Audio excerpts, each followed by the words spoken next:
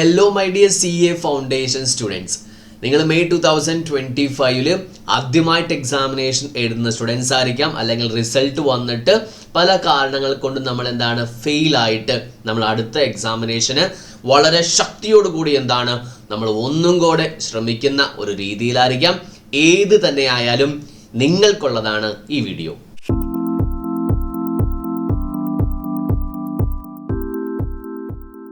ഈ ഒരു വീഡിയോ ആദ്യമായിട്ട് എക്സാമിനേഷൻ എഴുതാൻ പോകുന്ന ഒരു സ്റ്റുഡൻറ്റ് കാണുന്നതാണെങ്കിലും റിപ്പീറ്റേഴ്സ് കാണുന്നതാണെങ്കിലും എന്താണ് ഒരേ രീതി തന്നെയാണ്. ഈ റിപ്പീറ്റർ എന്ന വാക്ക് മനസ്സിൽ കേൾക്കുമ്പോൾ നിങ്ങൾ ഒരു രീതിയിലും വിഷമിക്കേണ്ട ആവശ്യമില്ല.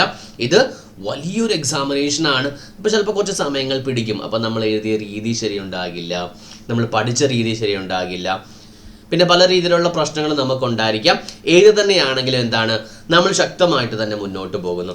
അപ്പോൾ ആദ്യമേ ഇപ്പോൾ റിപ്പീറ്റേഴ്സ് ആണെങ്കിൽ നിങ്ങൾ ചെയ്യേണ്ട ആദ്യത്തെ ഒരു കാര്യം എന്ന് പറഞ്ഞിട്ടുണ്ടെങ്കിൽ നമ്മൾ എപ്പോഴും പറയാനുള്ള കാര്യം തന്നെയാണ്, first you have to identify the reason for your failure എന്ന് പറയും. ഞാൻ ഫെയിൽ ആകാനുള്ള കാരണം എന്താണ്? The first one you have to identify the reason. നമ്മൾ ഈ പ്രശ്നം അറിഞ്ഞാലേ പ്രശ്നം പരിഹരിക്കാൻ പറ്റുമെന്ന് പറയത്തില്ലേ? So first you have to identify it. Sir അതെങ്ങനെ ഐഡൻറ്റിഫൈ ചെയ്യാൻ പറ്റും?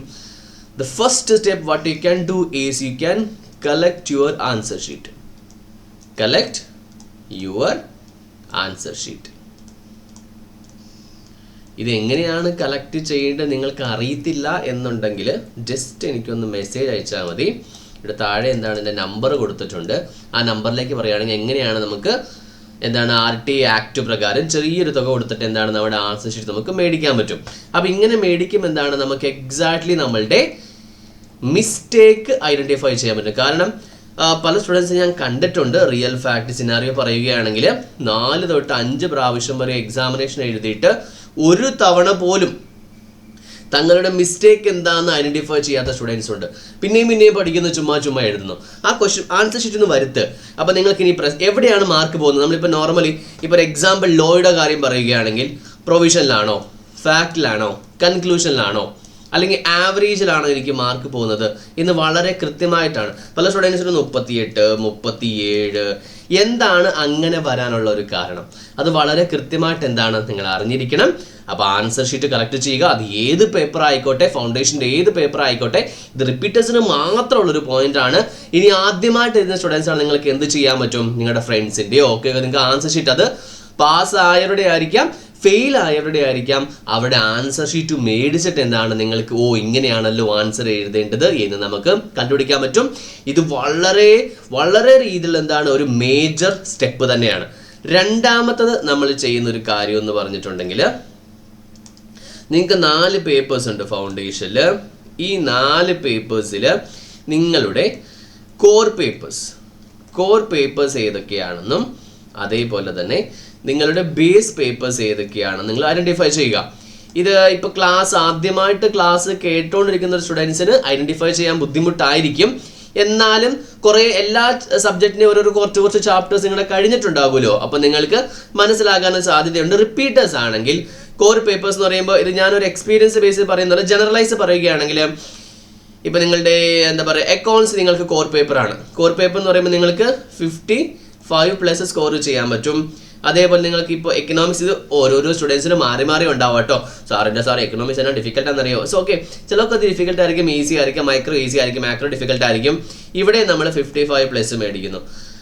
ഉറപ്പായിട്ടും ലോ എന്ന് പറയുന്നത് ബേസ് പേപ്പർ ആണെന്ന് മാത്രം എനിക്കറിയാം. ബേസ് പേപ്പർ നിങ്ങൾ എപ്പോഴും എന്താണ് 45 പോയി കഴിഞ്ഞാൽ 42, 40 എന്ന രീതിയിൽ സ്കോർ ചെയ്യണം. ഇപ്പോൾ ഇവിടെ നമ്മൾ ഐഡൻറ്റിഫൈ ചെയ്ത റേഷ്യോ എന്ന് പറയുമ്പോൾ എത്രയാണ്? 2:2 ആണ്. അതായത് ഇതൊരു റിസ്ക് കളിയാണ്. 2 എണ്ണത്തിൽ കൂടുതൽ മാർക്സും ഇവിടെ നഷ്ടപ്പെട്ടു പോയ 5 എന്താണ് അഗ്രിഗേറ്റിൽ നമ്മൾ എടുത്തിട്ട് 200 എന്ന രീതിയിലെ മാർക്ക് എന്താണ് നമ്മൾ സ്കോർ ചെയ്യാൻ വേണ്ടി ശ്രമിക്കുന്നു. പക്ഷേ എപ്പോഴും നമ്മൾ എന്താണെന്നറിയോ, 3:1 വെക്കുന്നതാണ് ഏറ്റവും നല്ലത്. അതായത് 3 കോർ പേപ്പേഴ്സും ഒരു ബേസ് പേപ്പറും. അത് നിങ്ങൾക്ക് ബേസിൽ നിങ്ങൾക്ക് ചെറിയ വേരിയേഷൻസ് വരുത്താം. ഫുൾ കോർ അല്ലെങ്കിലും എന്താണ് നിങ്ങൾക്ക് കുറച്ച് ബേസിൽ നിന്നും എന്നാൽ കോറും അല്ല അതിൻ്റെ രീതിയിൽ വെച്ച് കഴിഞ്ഞാൽ നമുക്കൊരു കുറച്ച് റിസ്ക് നമുക്ക് കുറയ്ക്കാൻ പറ്റും. പക്ഷെ ഒരിക്കലും നിങ്ങൾ എന്താണ് 1:3 വെച്ചിട്ട് കാര്യമൊന്നുമില്ല. ഒരു പേപ്പറിൽ എന്താണ് ചിലർക്ക് മാത്സിനൊക്കെ നല്ല മാർക്ക് ഉണ്ടാവും, 90 മാർക്സ് ഒക്കെ ഉണ്ടാവും. പക്ഷേ ഇവിടെ എല്ലാം ബേസ് ആയതുകൊണ്ട് 38, ചിലതിന് 36, ചിലതിന് 50 അങ്ങനെയൊക്കെ മാർക്ക് കിട്ടും. അപ്പോൾ അങ്ങനെ ചെയ്തിട്ട് കാര്യമില്ല. ഇനി 4 നിങ്ങൾ കോർ പേപ്പർ ആണോ, ഇറ്റ് ഈസ് വെരി എന്താ പറയുക, എനിക്ക് ഭയങ്കര സന്തോഷമുള്ള കാര്യമാണ്. 4 പേപ്പർ കോർ പേപ്പർ ആണെങ്കിൽ ഗോ അഹെഡ്, നോ ഇതൊന്നും നോക്കേണ്ട ആവശ്യമില്ല. പക്ഷെ 4 പേപ്പറും ബേസ് പേപ്പർ ആണെങ്കിലോ അത് ബുദ്ധിമുട്ടായിരിക്കും. കാരണം നമ്മൾ കുറച്ചും കൂടെ നല്ലപോലെ പ്ലാൻ ചെയ്തില്ലെങ്കിൽ ബുദ്ധിമുട്ടായിരിക്കും. അപ്പോൾ ഇതൊന്ന് ഐഡന്റിഫൈ ചെയ്യുക. അതിനുശേഷം മൂന്നാമത് നമ്മൾ ചെയ്യേണ്ട കാര്യം, ഇതിന്റെ ബേസ് ചെയ്തിട്ടാണ് കൺസെപ്റ്റ് എല്ലാം ക്ലിയർ ചെയ്തോ എന്ന് ഉറപ്പുവരുത്തുക. ഇത് ആദ്യമായിട്ട് എഴുതുകയാണെങ്കിലും റിപ്പീറ്റേഴ്സിനാണെങ്കിലും സെയിം ആണ്. ഞാൻ പിന്നെയും പറയുന്നു, റിപ്പീറ്റേഴ്സ് എന്ന വാക്ക് കേൾക്കുമ്പോൾ മനസ്സിൽ വിഷമമൊന്നും വേണ്ട. നമ്മൾ ആദ്യമായിട്ട് എക്സാമിനേഷൻ എഴുതാൻ പോകുന്നത് ഈ പ്രാവശ്യമാണ്. ഞാൻ നല്ലപോലെ പ്രിപ്പയർ ചെയ്തിട്ട് എക്സാമിനേഷൻ പോകുന്നത്, ഇത്രയും നാൾ ഞാൻ അറ്റംപ്റ്റ് ആയിരുന്നു എന്ന രീതിയിലൊക്കെ എന്താണ് ഒന്ന് ചിന്തിച്ചിട്ട് ഒന്ന് വരിക. അപ്പോൾ ടെൻഷൻ അടിക്കൊന്നും വേണ്ട. അപ്പോൾ കൺസെപ്റ്റ് എന്താണ് ക്ലിയർ ആയെന്ന് ഉറപ്പുവരുത്തുക. സാർ ഇതൊരു ചെറിയ കാര്യമല്ല, പക്ഷേ ഇവിടെ പ്രശ്നം എന്ന് പറയുമ്പോൾ ഈ ക്ലിയർ ആയത് ട്രൂ പെർസ്പെക്റ്റീവിൽ തന്നെയാണോ എന്ന് ഉറപ്പുവരുത്തുക. കാരണം നിങ്ങൾ ക്ലാസ്സിൽ പോകുന്ന സമയത്ത് പല ദിവസങ്ങൾ നിങ്ങൾ ആബ്സെന്റ് ആയിട്ടുണ്ടാവും. അപ്പോൾ അന്ന് എടുത്ത സബ്ജക്ട്സ് നിങ്ങൾ നിങ്ങളുടേതായ രീതിയിൽ ചിലപ്പോൾ എസ്പെഷ്യലി ലോ പേപ്പേഴ്സ് ഒക്കെ ആണെങ്കിൽ നിങ്ങൾ നിങ്ങളുടേതായ രീതിയിൽ എന്താണ് മനസ്സിലാക്കി വെച്ചിട്ടുണ്ടാവും. ശരിക്കും അങ്ങനെ തന്നെയാണോ? അപ്പോൾ ഏതാണ് ഇതിൻ്റെ ഇമ്പോർട്ടൻറ്റ് ടെക്നിക്കൽ ടേംസ്, ഇതൊക്കെ എന്താണ് മനസ്സിലാക്കാൻ വേണ്ടി കൺസെപ്റ്റ് എന്താണ് നല്ലപോലെ ക്ലിയർ ചെയ്യേണ്ട ഒരു ആവശ്യമുണ്ട്. അപ്പോൾ അത് നിങ്ങൾ എന്താണ് ഒന്ന് ഉറപ്പുവരുത്തണം. അത് നിങ്ങൾക്ക് പല രീതിയിൽ യൂസ് ചെയ്യാൻ പറ്റും. കൺസെപ്റ്റ് എങ്ങനെ, ഇപ്പോൾ നിങ്ങൾക്ക് ഒരു ക്രാഷ് കോഴ്സിൽ ജോയിൻ ചെയ്യാം, അല്ലെങ്കിൽ നിങ്ങൾക്ക് എന്താണ് റെക്കോർഡ് ക്ലാസ്സസ് പർച്ചേസ് ചെയ്യാം, അല്ലെങ്കിൽ യൂട്യൂബിൽ ഒരുപാടുണ്ട്. അത് ലാംഗ്വേജ് മലയാളം അല്ലെങ്കിലും പല രീതിയിൽ നിങ്ങൾക്ക് കിട്ടും. അപ്പോൾ അതെല്ലാം വെച്ചിട്ട് എന്താണ് കൺസെപ്റ്റ് ക്ലിയർ ആണെന്ന് ഉറപ്പുവരുത്തുക. So that is very important. കാരണം ഇത് കൺസെപ്റ്റ് ക്ലിയർ ആയിട്ടില്ലെങ്കിൽ നമ്മളുടെ പ്രസന്റേഷൻ എന്ന് പറയുന്നത് എന്താണ് നടക്കില്ല. ഓക്കെ, കാരണം പല രീതിയിലുള്ള പ്രശ്നങ്ങൾ എന്താണ് നമ്മൾക്ക് അവിടെ വരും. ഓക്കെ, സ്കോർ പേപ്പർ നമ്മൾ നോക്കി. അതിനുശേഷം നാലാമത്തത് നമ്മൾ ഈ പേപ്പർ വൈസ് പഠിക്കുമ്പോൾ ഇനി നമ്മൾ 4 പേപ്പേഴ്സ് നമ്മൾ നോക്കി, കോർ പേപ്പേഴ്സ് നോക്കി, കോർ പേപ്പറിന്റെ കൺസെപ്റ്റ് നോക്കി. ഈ കൺസെപ്റ്റ് തന്നെ നമ്മൾ എങ്ങനെ പഠിക്കണം, നമ്മൾ കുറച്ചും കൂടെ സ്മാർട്ട് രീതിയിൽ പഠിക്കണം. ശരിക്കും തന്നെ ഇന്ന ചാപ്റ്റേഴ്സേ പഠിക്കാൻ പാടുള്ളൂ എന്ന് പറയാൻ പറ്റത്തൊന്നുമില്ല. പക്ഷെ എന്നാലും ICA നിങ്ങൾക്കൊരു വെയിറ്റേജ് നൽകിയിട്ടുണ്ടല്ലോ. ആ വെയിറ്റേജിൻ്റെ അടിസ്ഥാനത്തിൽ എന്താണ് നിങ്ങൾ പഠിക്കുക, വെയിറ്റേജ്. കാരണം ഒരു ചാപ്റ്റേഴ്സിന് 30 മാർക്സ് ഉണ്ട്. ഈ ചാപ്റ്റേഴ്സ് വിട്ട് കഴിഞ്ഞാലും കുഴപ്പമൊന്നും തന്നെ ഇല്ല. ഓക്കെ, പക്ഷേ നമുക്ക് ഇത് ബേസ് ആണെങ്കിൽ എങ്ങനെ പഠിച്ചാലും നമ്മൾക്ക് ഒരു 45 മാർക്ക്, ഇത് ലോയുടെ കാര്യം പറയുകയാണെങ്കിൽ 45 മാർക്ക്.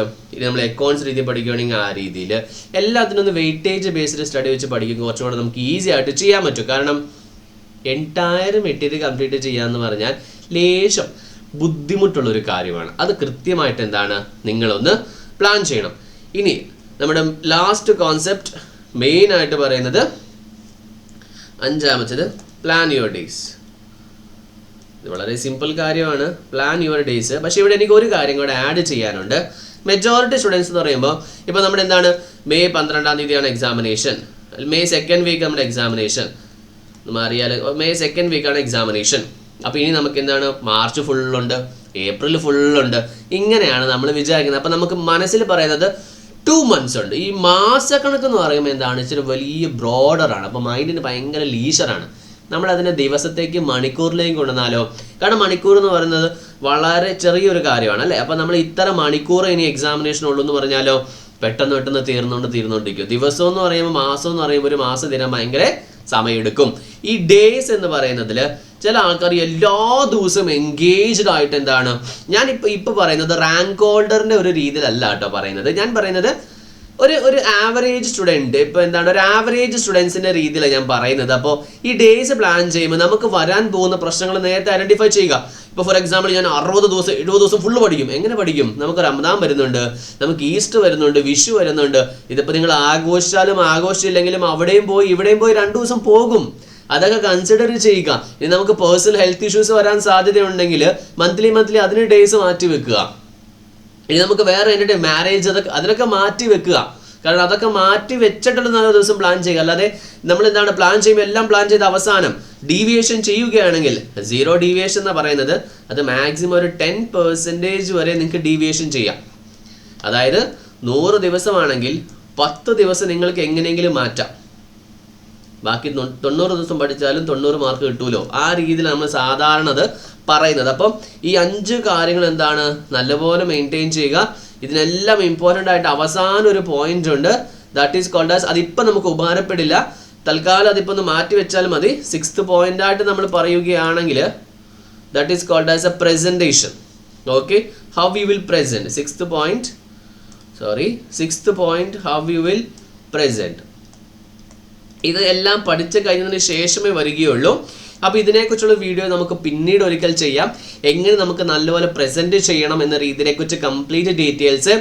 അപ്പോൾ നിങ്ങൾക്ക് ഏതാണ്ടൊക്കെ ഒരു ഐഡിയ നിങ്ങൾ കിട്ടിയെന്ന് വിശ്വസിക്കുന്നു. ഇതിൻ്റെ അകത്ത് ഏതെങ്കിലും ഒരു പോയിന്റിൽ നിങ്ങൾക്ക് എന്തെങ്കിലും കൺഫ്യൂഷൻസ് ഉണ്ടെങ്കിൽ ഡയറക്റ്റായിട്ട് നിങ്ങൾക്ക് കമൻറ്റ് ബോക്സിൽ കമൻറ്റ് ചെയ്യാം. നിങ്ങൾക്ക് അല്ലെങ്കിൽ മെസ്സേജ് ചെയ്യാം, അല്ലെങ്കിൽ ഇൻസ്റ്റാഗ്രാമിൽ എന്താണ് മെസ്സേജ് ചെയ്യാം. എങ്ങനെയെങ്കിലും എന്നെ റീച്ച് ചെയ്ത് കഴിഞ്ഞാൽ എൻ്റെ രീതിയിൽ എന്താണ് എൻ്റെ രീതിയിൽ കഴിയുന്നതെല്ലാം ഞാൻ എന്താണ് നിങ്ങൾക്ക് സഹായിക്കാം. അപ്പോൾ നല്ലപോലെ നിങ്ങൾ പഠിക്കുക.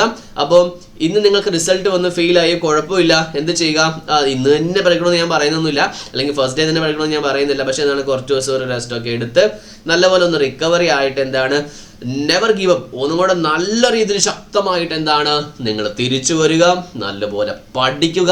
ഓക്കെ, നിങ്ങളുടെ ഫ്രണ്ട്സ് ആരെങ്കിലും ഇനി CA ഫൗണ്ടേഷൻ എക്സാമിനേഷൻ എഴുതുന്നുണ്ടെങ്കിൽ അവർക്ക് ഈ വീഡിയോ ഒന്ന് ഷെയർ ചെയ്ത് കൊടുത്താലേ ഉപകാരപ്രദമാകുമെന്ന് തോന്നുകയാണെങ്കിൽ മാത്രം അയച്ചു കൊടുക്കുക.